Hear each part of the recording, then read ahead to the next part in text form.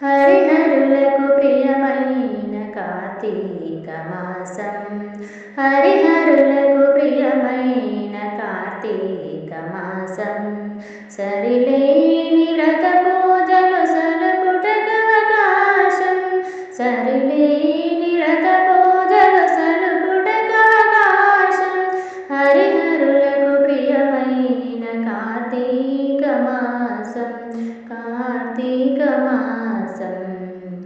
పవిత్రతకు మరో పేరు ప్రాతః స్నానం, భవబంధ